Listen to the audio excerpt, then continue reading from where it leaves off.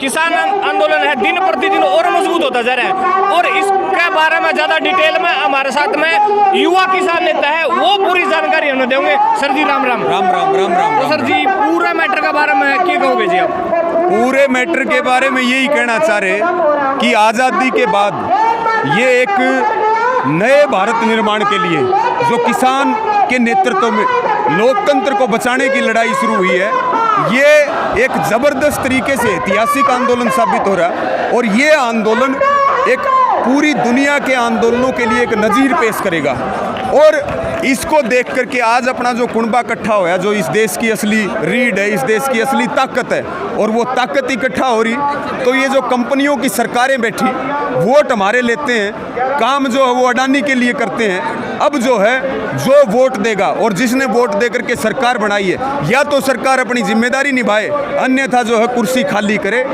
सीधे और स्पष्ट तौर पर हमारा ये ऐलान है। सर जी एक शब्द यूँ निकल गया कि भाई कांग्रेस ने उकसा रखे, ऐसा कुछ नहीं है। आंदोलन ये तो ऐतिहासिक आंदोलन है, ठीक है। कांग्रेस की इतनी बड़ी ताकत होती तो कांग्रेस सत्ता से क्यों जाती? पहला सवाल तो हमारा ये है कांग्रेसी कहने वालों से। दूसरा सवाल हमारा ये है कि समय समय पर आंदोलन होते रहते हैं। मैं भाजपा वालों से ये बात पूछ रहा कि जो कांग्रेस के राज में आंदोलन हुआ करते थे, क्या वो भाजपा वाले कराया करते थे? क्या कांग्रेस के राज में आंदोलन नहीं होते थे? आप आज ये कुनबा सड़कों के ऊपर बैठा, ये किसी कांग्रेस के बुलाने से नहीं बैठा, या किसी पार्टी के बुलाने से नहीं बैठा। इस आंदोलन का कोई चेहरा नहीं है, किसान खुद इस आंदोलन का चेहरा है। चेहरा खुद किसान है, मुद्दे हमारे हैं, आने वाली पीढ़ियों की लड़ाई है। वो कुछ भी कहें, उन्होंने तो एजेंडा चलाया, कभी खालिस्तानी कहते हैं, कभी पाकिस्तानी कहते हैं हमें, कभी चीनी समर्थक बताते हैं, कभी राजनीति करने वाला बताते हैं, वो कुछ भी बताएं। आज हम जिनको आतंकवादी दिख रहे हैं, पहले हम उनके लिए मोदी जी भगवान कहा करते थे किसान को, लेकिन आज हालात क्या हो रहे? चाहे वो जितनी साजिशें रचे, चाहे वो मीडिया को मैनेज करें, चाहे वो सोशल मीडिया को टारगेट करने की कोशिश करें, लेकिन वो जितने हमारे ऊपर आरोप लगाएंगे, हम उतना मजबूती से उभर कर आएंगे, और इस सरकार के पहले तो गोड्डे टेकेंगे, और गोड्डे तो टिका रखें, या तो हमारी मांग मान ले, और या सरकार सुधर जाए, कंपनियों के चुंगल से निकल जाए। देश को किसी भी कीमत पर बिकने नहीं देंगे। देश हमारा है, देश हमारे पूर्वजों ने मिलकर के बनाया, आरएसएस वालों ने नहीं बनाया। सर 26 तारीख से शुरू हो रहे हैं आंदोलन जी। सरकार की तरफ से, हरियाणा सरकार की तरफ से, केंद्र सरकारिया से भी एक शब्द भी किसाना की हमदर्दी का नहीं किया गया, इसके बारे में मैं तो आपको पहले ही कह रहा, वोट किसान देंगे और काम अडानी अंबानी के लिए होगा। ये इस देश में नहीं चलेगा। वो किसान को कमजोर समझ रहे थे, आज किसान की ताकत उनके सामने है। ये बेटी बचाओ बेटी पढ़ाओ अभियान की बात करते हैं, कैमरामैन से कहूंगा दिखाओ। ये बेटी पढ़ाओ बेटी अभियान की बात करते हैं। आज बेटियां सड़कों के ऊपर हैं, आज हमारी माताएं सड़कों के ऊपर हैं, क्योंकि ना तो इन्होंने घर बसाया, इन्होंने तो सोच लिया ना खुद का बसाया ना दूसरे का बसन दें, और ये तो जो हमें सड़क पर ले करके बैठा रहे। आज इनसे ये पूछना चाहिए, सड़क पर किसानों की शहादत हो रही है, और प्रधानमंत्री जी असंवेदनशील हैं, और वो जाकर के वाराणसी में हमारे जख्मों के ऊपर नमक छिड़क रहे हैं, वो दीप जला रहे हैं, और दीप जला करके वो नाच रहे हैं। हम तो कह रहे हैं ये प्रधानमंत्री है कि ये मदारी है, ये कोई बॉलीवुड का हीरो है, या इस देश का नेतृत्व इसको दिया है? ये सारी चीजें देख रहा देश। और जो पॉपुलरिटी कुछ समय पहले मोदी जी की हुआ करती थी, आज आप धरातल पर जाकर के देखिए, इतिहास में ऐसा कभी नहीं हुआ किसी प्रधानमंत्री के पुतले फूके गए हों। आज हरियाणा के लगभग 90 से 95% गाँव में पुतले फूक दिए हैं, जो बच रहे हैं उनमें और फूके जा रहे हैं। एक गाँव में 4-4, 5-5 जगह पूरे देश में फूके जा रहे हैं। ये संकेत क्या है? ये संकेत है स्पष्ट। एक सर माताएं बहनें बुजुर्ग युवा हर कोई यहाँ पे आया है जी, और आपने देखा भी है सर, क्योंकि आप तो शामिल हो। पानी फेंका गया, आंसू गैस के गोले छोड़े गए, इस पूरी हालात, सड़कें खोद दी गई थी, इस पूरी हालात के बारे में क्या कहोगे? देखिए ये गणतंत्र नहीं है, और ना ये लोकतंत्र है, ये लूटतंत्र है। ये आंदोलन जो है, ये लूटतंत्र को लोकतंत्र बनाने के लिए आंदोलन चल रहा है। अब जो है जिसकी ताकत से सरकार आई है वही राज करेंगे। ये अडानी अंबानी के गुर्गे जो है अब इस देश में राज नहीं कर सकेंगे।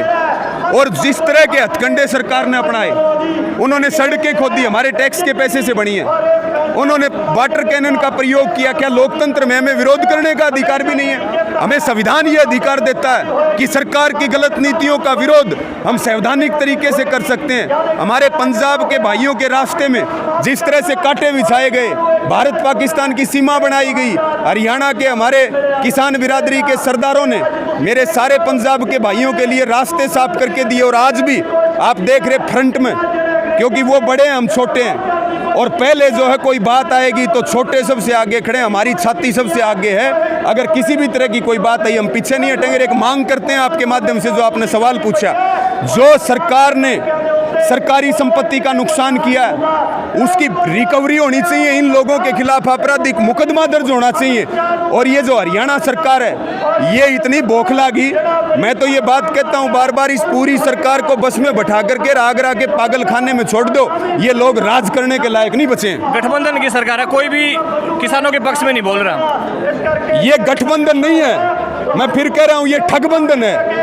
ये किसान की सरकार नहीं है, ये कंपनियों की सरकार है। ये ना बोलें, ये जितना हठधर्मिता दिखाएंगे, जितना एटीट्यूड दिखाएंगे, जितना किसानों का विरोध करेंगे, मैं आपको सीधे तौर पर ये बात कह रहा हूँ, अब इनके दिल लद चुके हैं। इनको उखाड़ के भी फेंकेंगे, इनको मिट्टी में भी मिलाएंगे और इनका कोई नाम निशान लेने वाला नहीं बचेगा।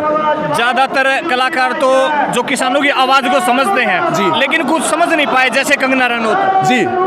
ऐसा है, कंगना रनौत ने बहुत छोटी हरकत की है। ये देश मातृ शक्ति का देश है। हमने सदा अपनी माताओं बहनों की, ये हमारे पूर्वजों के संस्कार हैं, लेकिन जिस तरह से कंगना रनौत बीजेपी की एजेंट बन करके और हमारी माताओं बहनों के ऊपर जिस तरह के भद्दे उसने कमेंट किए, हम उसको बता देना चाहते हैं कि आपने तो ज़मीर भी बेचा है और आपने जिस्म भी बेचा है। हमारी माताओं और बहनों ने ना कभी ज़मीर बेचा, ना कभी जिस्म बेचा, और वो 100 रुपये की बात करती है। और अगर हिम्मत है तो हम तो कह रहे लोगों के बीच आकर के कहो ना, पता चल जाए कि इस कुनबे में कितनी ताकत है। लेकिन ये कुछ भी करें, जो इस बिरादरी के खिलाफ बोलेगा, जो इस बिरादरी के खिलाफ भद्दी टिप्पणी करेगा, मैं आपको एक बात लिख करके दे रहा हूँ, वो समाज में बैठने लायक लोग नहीं है। उनका सामाजिक बहिष्कार हो चुका उन लोगों का, चाहे वो न्यूज़ चैनल हो, चाहे वो नेता हो, और चाहे वो अभिनेता हो, चाहे अभिनेत्री हो, और चाहे वो खिलाड़ी हो, जो अपने स्वार्थ के लिए आज इस कुनबे के साथ नहीं आ रहा ना, उसको ये जनता भविष्य में माफ नहीं करेगी। और जनता ही लोकतंत्र में राजा है, ये बात हम आपके माध्यम से स्पष्ट कर देते हैं। एक लास्ट में सर, केंद्र सरकार में सीधे सीधे क्या कहना चाहोगे? क्या लास्ट में केंद्र सरकार को सीधे सीधे क्या कहना चाहोगे? सीधे तौर पर हम कह रहे, जिन मांगों को लेकर के ये ऐतिहासिक आंदोलन चल रहा, जो जन आंदोलन का रूप ले रहा, समय रहते सरकार, आज की वार्ता